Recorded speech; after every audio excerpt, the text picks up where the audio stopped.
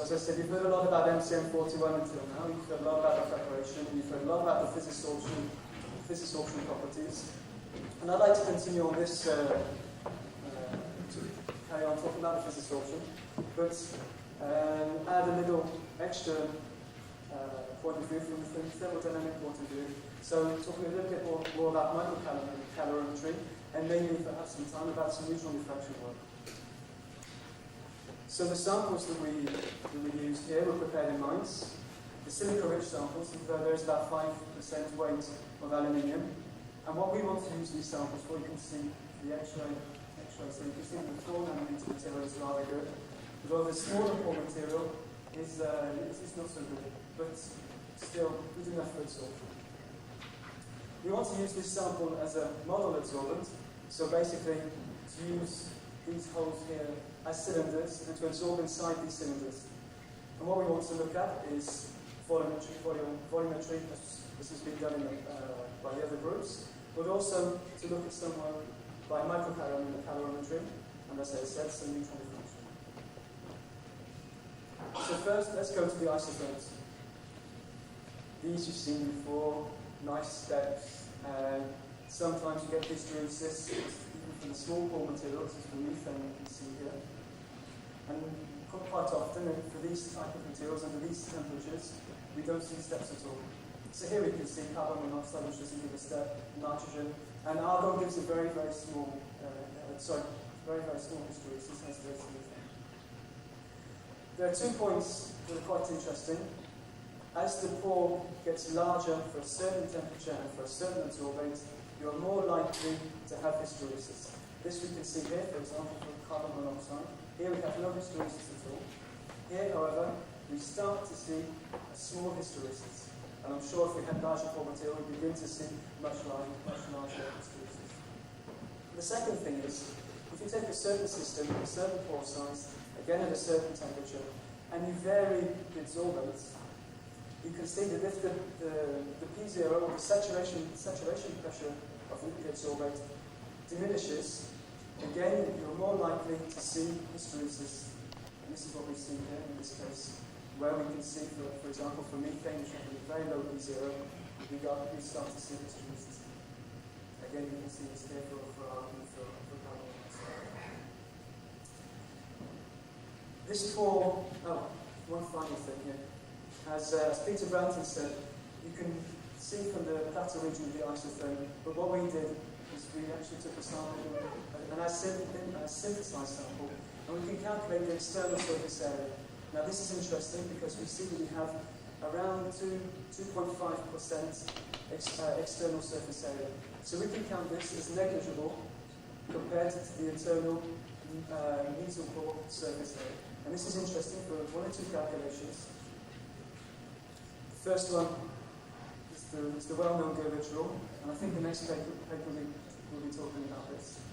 If we take a liquid volume for each one of our adsorbents, we can see that for most of them, the liquid volume at the top of the step, just at the top of the step, is about the same.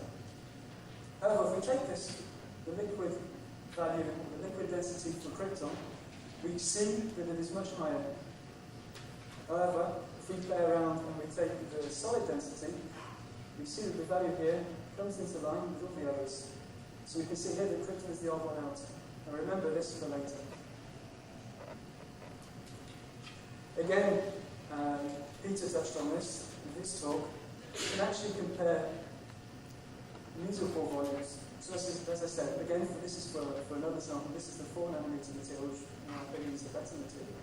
You can actually calculate the pore volume using this very simple relationship here, and we can calculate this for argon, for nitrogen, as we've done here, and we can compare this to what we actually see at the top of the step, and we can see that at the top of the step, what we measure is about this really, which compares quite well for both argon and for nitrogen. And if we could compare across between argon, the value that we obtain here, again, we have fairly good agreement. However, for nitrogen, we actually see that this is slightly increased here.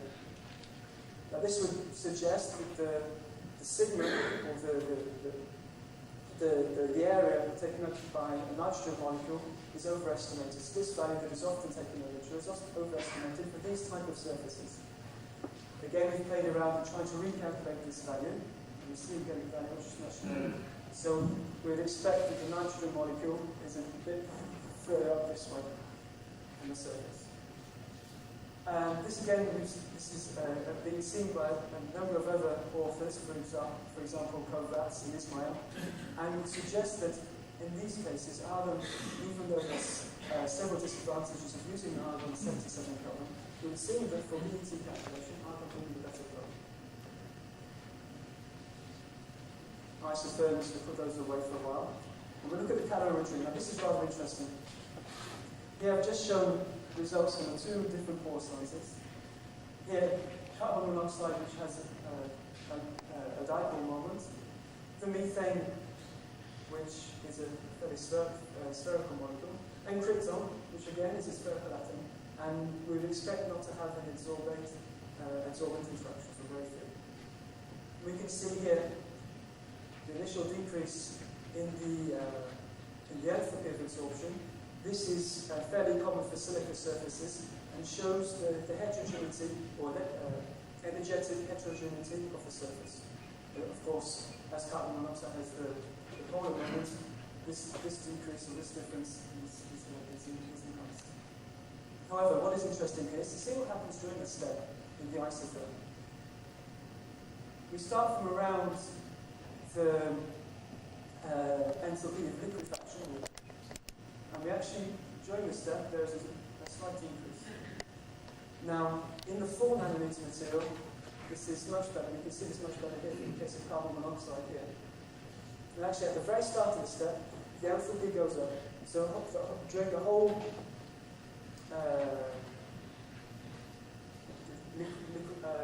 pore filling process at this point here, we see an increase of about 1 to 2 kilojoules per mole.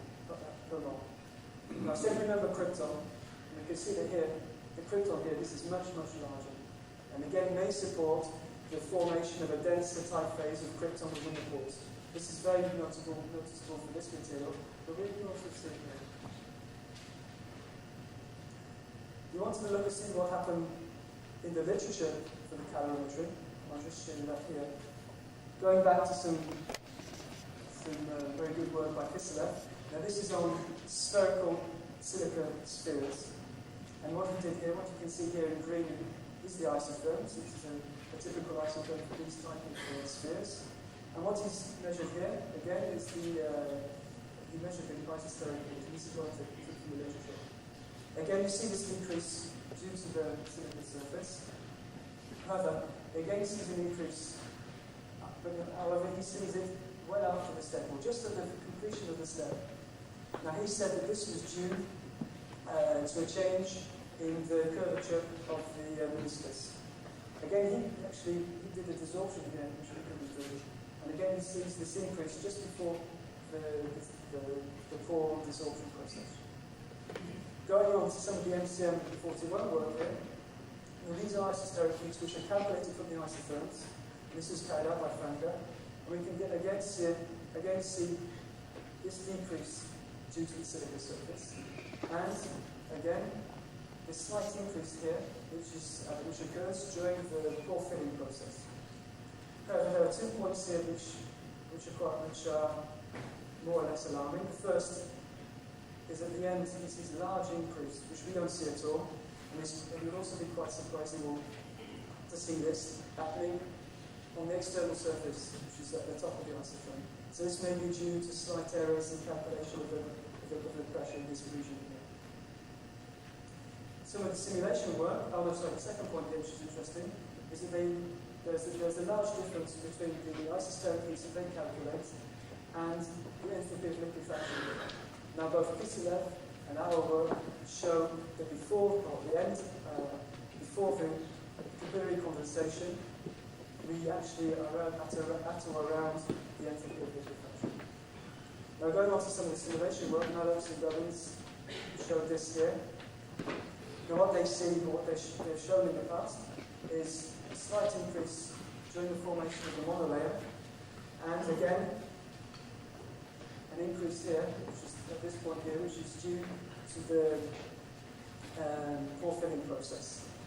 Now I've just been told that they've slightly changed the model of the surface, and so what they've seen is actually the decreases we've seen here.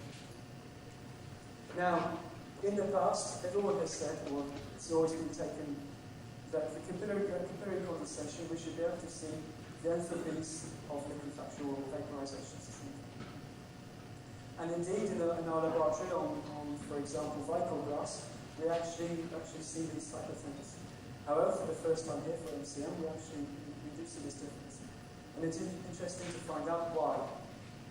Now, simulation people are very good at this type of thing. I know we had a funny idea on this. We're wondering whether it has something to do with adsorbate confinement. Imagine absorption on the surface, even on the curved surface. You have interaction with the surface, but you'd also have interaction with your nearest neighbours. Now, if you have an extended impact adsorbate, you would have 6 nearest neighbours. However, during the pore filling process, this goes up to 12.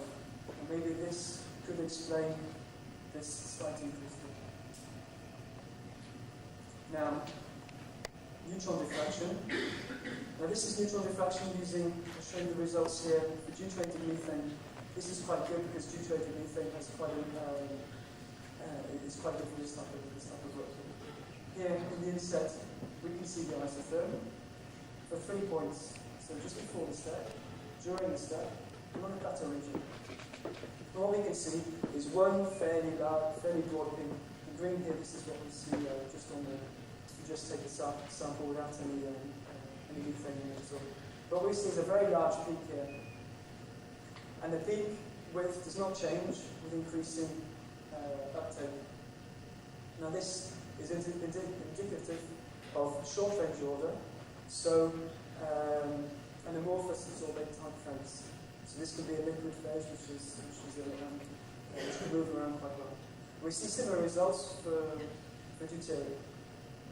What we can also do is take this point here and vary the temperature. This is what we can do in situ. And see what happens to the size of the width of this peak.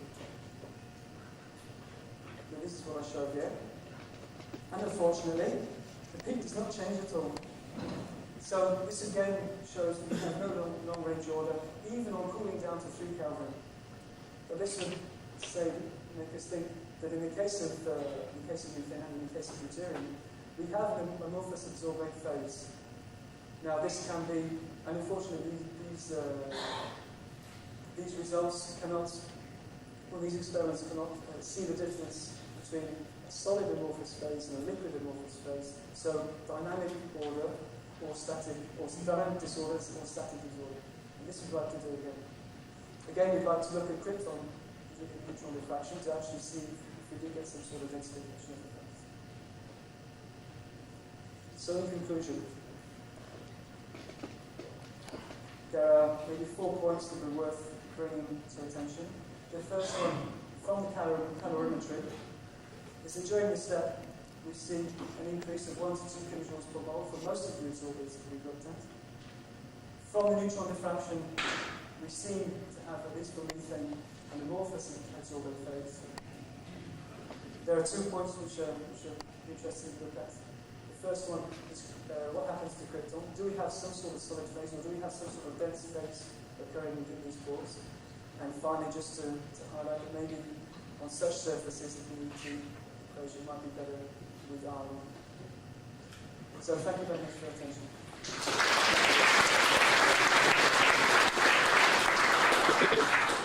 Thank you, Philip, for your elegant presentation, which adds some more information on the system, maybe more questions also. So discussion is open. Peter Babikovic, please. You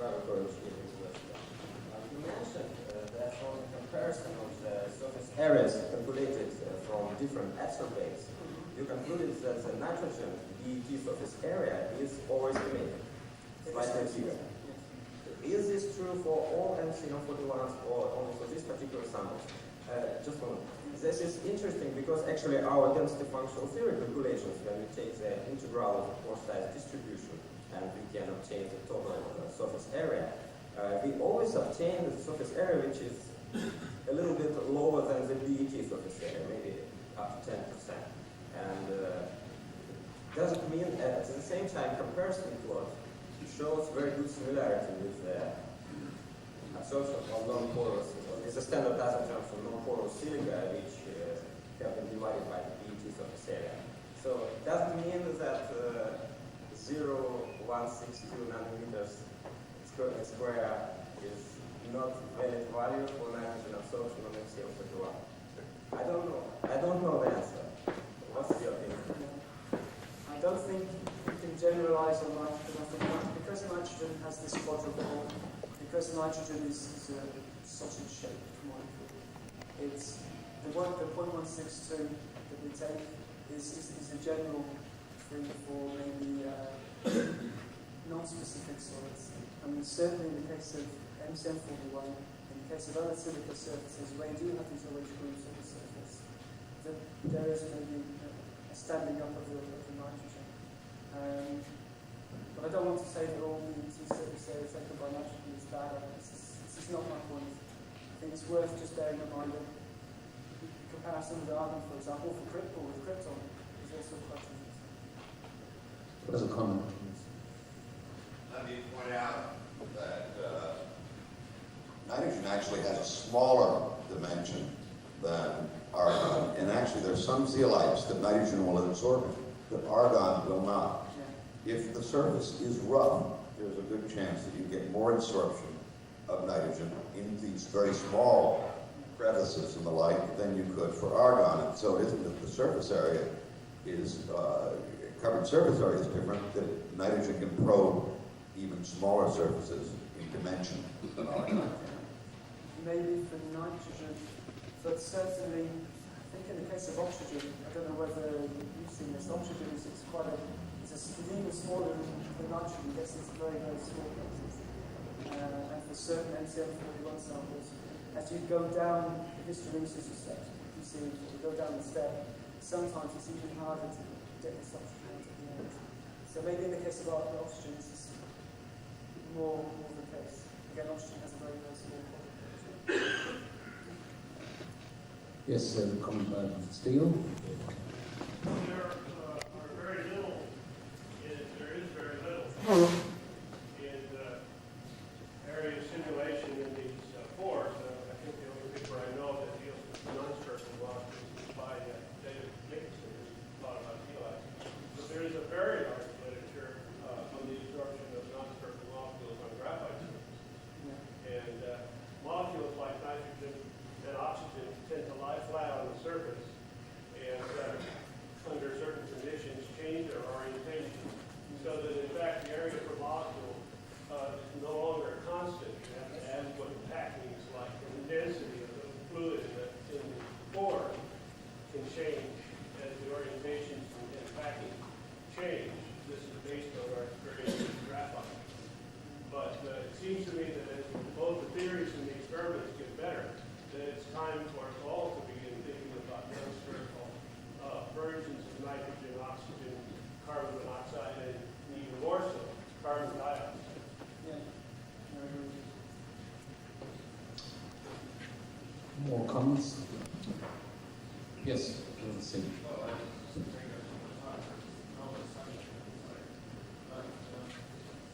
I think Professor Steele is right. We're expecting too much from the BET series. I think this is the point. And we all use BET in an empirical way. It's not really a theory at all. It was messy, BET messy. And so really we have to strive to refine our approach. And we shouldn't expect this apparent because that's what it comes to be constant from one surface to another. But somebody else wants to. Yeah, so that's a comment by Gucci. I agree, but I think the BET method is still quite good for comparison. It's very, very valuable. You mentioned that absorption changes after you filled your hysteresis. This is what for spherical particles. In your case, it was during the step. Can you explain why the previous work it was after this? As I said on it, I talked quickly about it. Kiselev explained this by changing the curvature of the absorbent within the pore. I have no issues with this.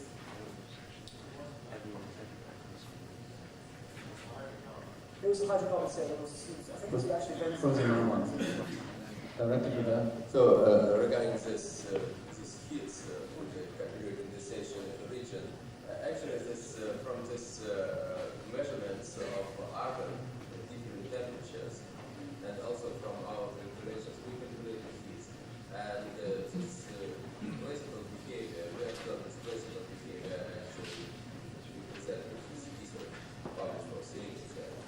So this heat of the fields in the region of capillary condensation in given this hysteresis of this heat. So I think that this first picture was correct for this kind of heat. Okay. David?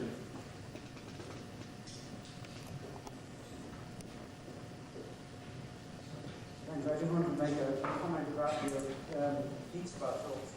You're suggesting that it might be the coordination of the absorbent. In the simulation studies, as I was showing yesterday, it's possible to separate the wall part and the molecule part into the points of absorption. I think that would show up more clearly whether that's in fact this red that would be interesting. We terminate the discussion now and move on to the last speaker, Dr. Satayama from Chiba University of Japan, and he will talk about helium density measurements.